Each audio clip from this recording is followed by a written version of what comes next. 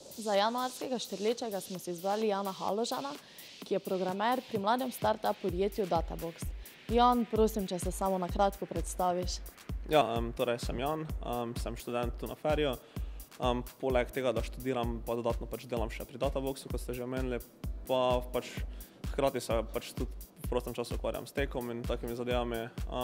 Načeloma imam veliko voljo do računalništva in zato povezujem vse take stvari, ki me skupaj vlečejo. Torej delaš za podjetje Databox. Kako si sploh prišel do tega podjetja? Pa če lahko poveš, kaj natanko delaš tam, pa ne vem, kak je tvoj delovnik glede na to, da si študent? Ja, torej Databox je podjetje, ki se načeloma ukvarja z poslovno analitiko. Torej naš produkt oziroma naša rešitev je neka mobilna aplikacija z neko dodatno spletno podporo, ki nekim vodstvenim kadrom v podjetju omogoča vpogled v neke metrike poslovanja, torej da vsak član firme ve, kako njihova firma posluje kadarkoli in kjerkoli. To je načeloma ideja. Do njih sem v bistvu prišel preko tega, da so oni potrebovali nekega razvijalca za mobilne naprave. In pri njih je že delal en kolega, ki je mene poznal in preko njih so mene kontaktirali. Drugače, zdaj trenutno sem jaz tam vodja mobilnega razvoja. Sam sem programer oziroma developer za iOS platformo, hkrati pa pomagam še na Android in pomagam pri načrtovanju celotne mobilne aplikacije. Torej imaš kar dosti dela v podjetju? Ja, je precej. Poleg študija je seveda še precejšen zalogaj mojega časa, gre dejansko za Databox. Zato je ful pomembno, da si vredno načrtujem svoj dan, pa imam čim bolj vse splanirano, pa hkrati se še seveda moram ukvarjati malo športom, da vse nekako tisto napetost izkurim, če tako rečem. Torej v prostem času zelo rad tekaš? Ja, tudi ja. Stekam se s tekom in pa nasplošno tudi kaki badminton, košarka, take stvari. Nekaj je fajn, da se človek malo sprosti, ko dela, ne? Ker prvo pride faks, pol kakšne 4-5 ur programiranja za Databox, pa še treba kaki šport, kdaj vmes takniti.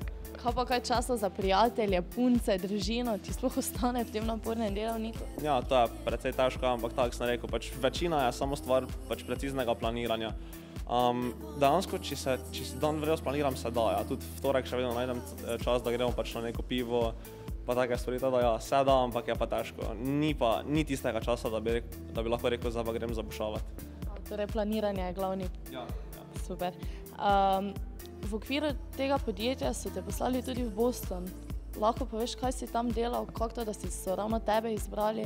Ja, torej Databox je v osnovi ameriško podjetje in tam imamo tudi sedež, natančneje v Bostonu, in tudi del ekipa je Slovenija, načeloma je to razvojni oddelek.